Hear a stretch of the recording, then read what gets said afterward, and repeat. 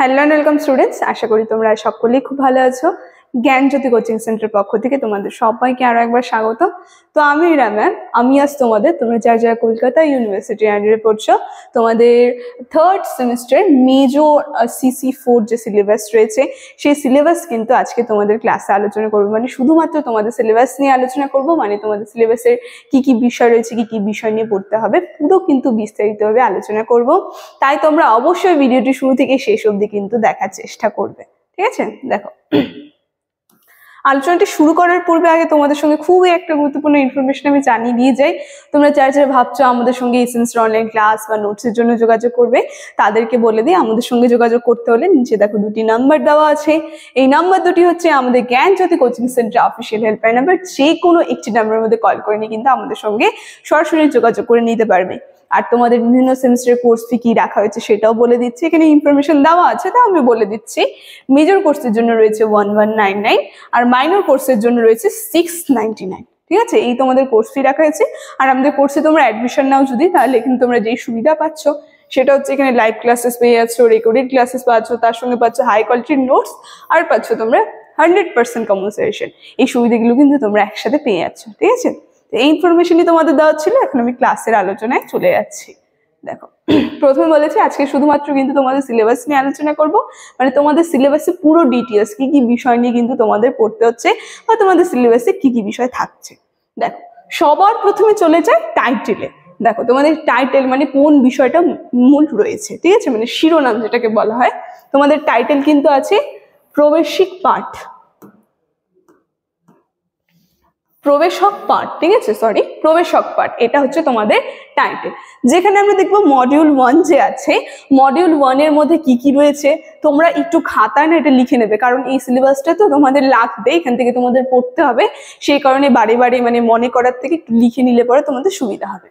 দেখো, প্রথমে মডিউল 1 এ দেখবো আমরা কি আছে, কবিতা রয়েছে। তোমাদের প্রথমেই সিলেবাসে কিন্তু কবিতা রয়েছে, আর যে কবিতার জায়গাগুলো তোমাদের পড়তে হবে সেগুলো কিন্তু খুব সুন্দরভাবে বলে দিয়েছে। প্রথমে বলছে কি, লুইপার চর্যাপদ আমরা দেখতে পাচ্ছি।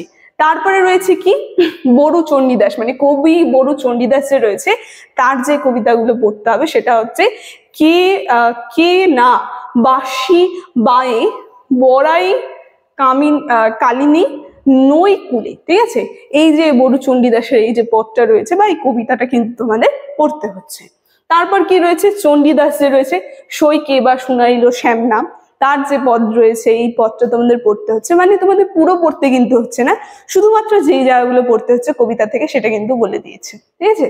তারপরে দেখো, এগুলো মানে প্রথমে কবির নাম বলছে এবং তাদের যে কবিতাগুলো বলেছে সেই কবিতাগুলো বলছে। প্রথমে আমরা দেখবো, তারপর পড়ে যাচ্ছে রামপ্রসাদ সেন যে রয়েছে তার কেবল আশার আশা ভবের আশা, এই যে পদ রয়েছে শাক্ত পদাবলীর একটা পদ, এই পদটা কিন্তু তোমাদের পড়তে হচ্ছে।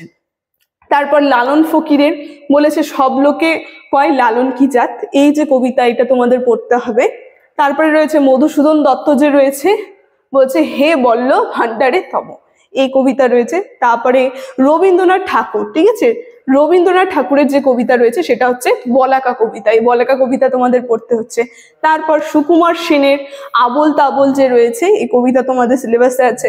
তারপর রয়েছে কাজী নজরুল ইসলামের কান্ডারি হুঁশিয়ার, জীবনানন্দ দাশের সুচেতনা, সুধীন্দ্রনাথ দত্তের শাশ্বতী, তারপরে লঙ্কা ঘোষের বাবরের প্রার্থনা, এই কবিতাগুলো পড়তে হচ্ছে। তারপরে শক্তি চট্টোপাধ্যায় যেতে পারি কিন্তু কেন যাব, এই কবিতা তোমাদের পড়তে হচ্ছে। তারপর রয়েছে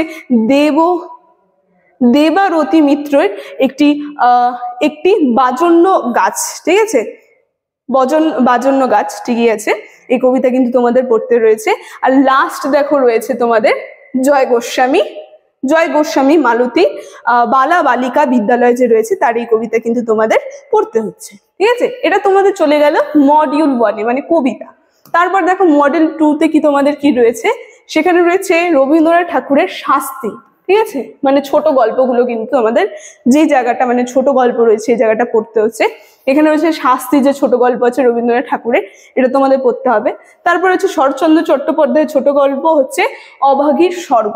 তারপরে পরশুরামের লম্বকর্ণ, তারপর মানিক বন্দ্যোপাধ্যায়ের হারানোর নাথ জামাই, এই জায়গাটা পড়তে হচ্ছে। তারপরে রয়েছে সতীন্দ্রনাথ ভাদুরী চরণ দাস MLA যে রয়েছে এই ছোট গল্পটা তোমাদের পড়তে হচ্ছে। তারপর সমরেশ বসুর আদব যে ছোট গল্প রয়েছে, ছোট গল্পটা কিন্তু পড়তে হচ্ছে। মানে ছোট গল্প থেকে কি কি বিষয় কোন কোন কবির পড়তে হচ্ছে খুব সুন্দরভাবে কিন্তু দেওয়া আছে, তোমরা দেখে নিতেই পারো, ঠিক আছে। তারপর দেখো, তারপর মডিউল 3-তে আমরা দেখবো, মানে 3-এ তোমাদের নাটক।